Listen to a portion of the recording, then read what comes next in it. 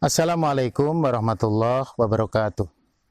Alhamdulillah wassalatu wassalamu ala rasulillah wa ala alihi wa ashabihi wa man walah. Wala hawla wala quwata illa billah.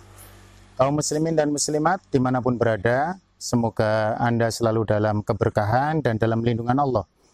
Ada satu pertanyaan yang menarik untuk kita kaji pada sesi singkat video kita kali ini.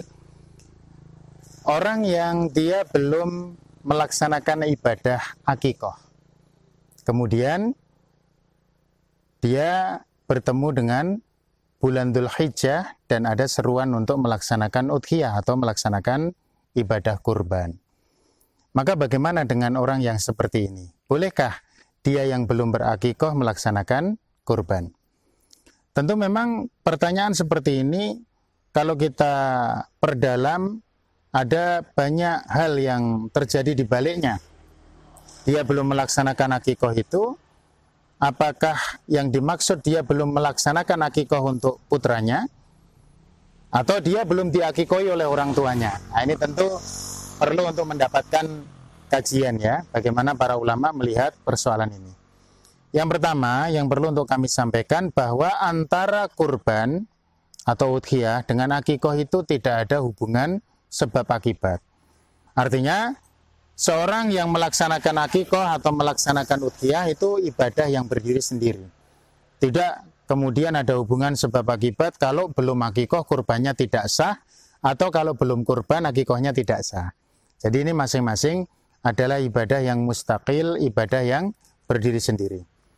Maka para ulama menyebutkan dalam persoalan ini, karena yang berhubungan dengan akikoh dan kurban itu adalah ketersediaan hewan kurban, atau kalau dalam bahasa kita orang Indonesia kebanyakan adalah adanya uang untuk membeli udhiyah itu atau membeli hewan kurban itu, maka dalam waktu-waktu yang kita ada perintah untuk akikoh, misalkan ada orang ketika bayinya lahir biayanya besar, dia harus menjalani operasi sesar sehingga dana tersedot untuk pembiayaan kelahiran. Beberapa waktu kemudian, 3 bulan, 4 bulan kemudian, dia melaksanakan atau bertemu dengan pelaksanaan kurban atau udhiyah. Padahal punya uangnya ya ketika pas udhiyah itu. Maka merujuk kepada fatwa dari Faqihuz Zaman, Syekh Muhammad Ibn Shalih Al-Utsaimin, Allahu yarham, yang paling dekat dari waktu di mana dia mempunyai harta itu silahkan dia penuhi. Kalau dia dekat dengan akikoh, tentu dia melaksanakan akikoh.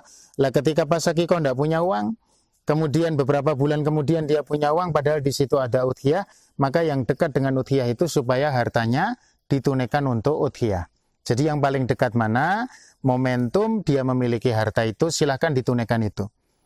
Perlu juga kita ketahui bersama, kaum muslimin dan muslimat sekalian, bahwa hukum daripada udhiyah maupun akikoh ini sunnah mu'akadah menurut pendapat yang terpilih, jadi tidak wajib.